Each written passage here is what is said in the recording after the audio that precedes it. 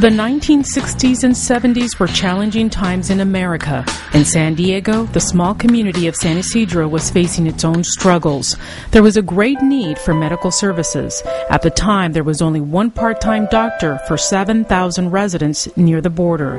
Family physicians, dentists, and pediatricians were greatly needed.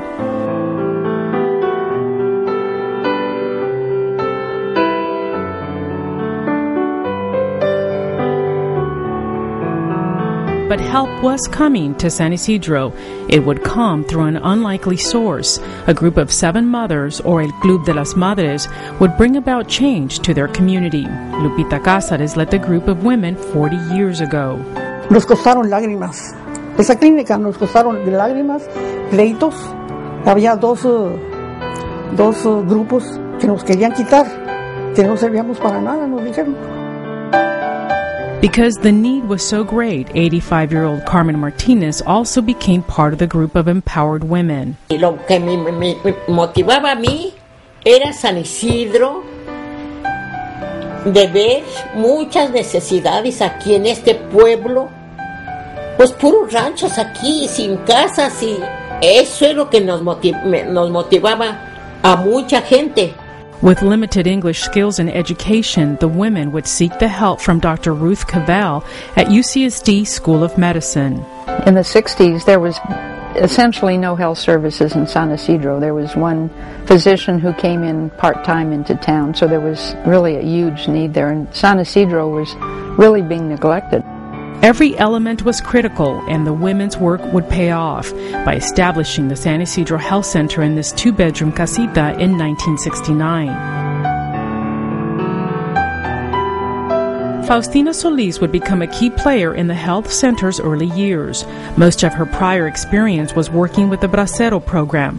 Solis brought health services to thousands of migrant farm workers in the Central Valley during the 1960s before coming to San Diego. I don't care how hot it got. I really enjoyed the work in the rural areas.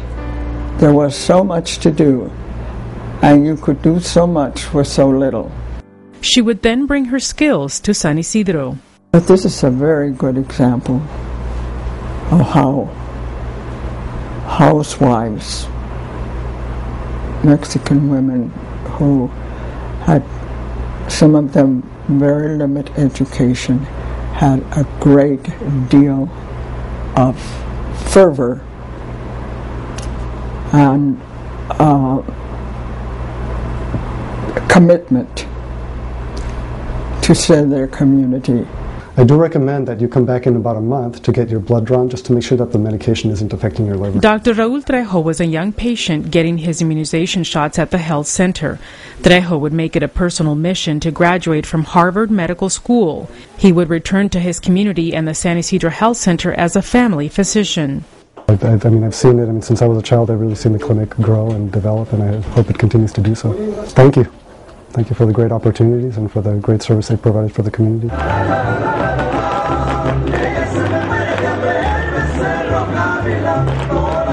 The San Ysidro Health Center has grown through the years. It recently held a ribbon-cutting ceremony for its new building, the Maternal and Child Health Center. It is a state-of-the-art facility and a one-stop shop where women and children can get all their medical services in one location.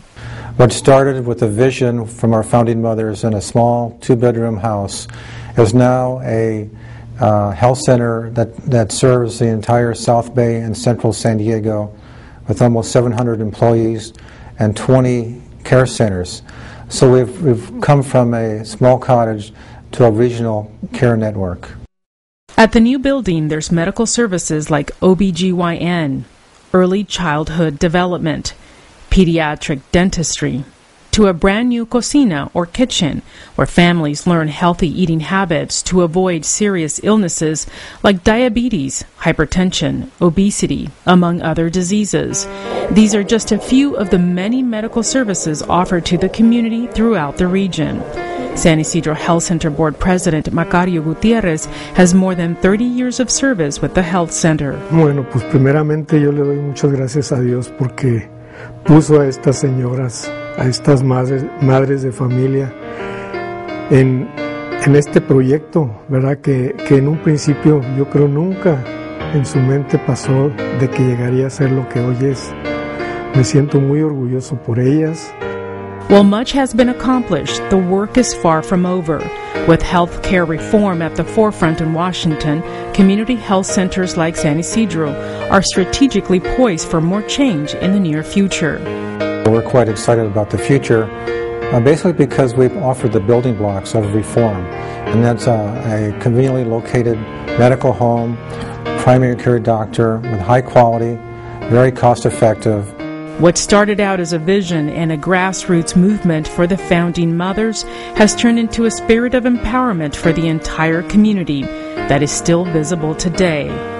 Como esto fue un sueño que se hizo realidad en la clínica, yo me siento muy orgullosa. Nomás de ver ese edificio, de que fue tan chiquito, esa es la cosa que nosotros debemos de ver, que por algo se empieza, señora. Pues me da mucho gusto. Digo, no lo puedo creer. Como dice el dicho, sí se puede. Sí se puede. Nunca pensamos que iba a llegar a esa magnitud tan bonita. I think the founding mothers, as well as the community itself, should take great pride, because this really was a grassroots development. It was not a top-down development, it was grassroots, and without these people becoming activists and somehow they're empowering themselves, none of this would have happened.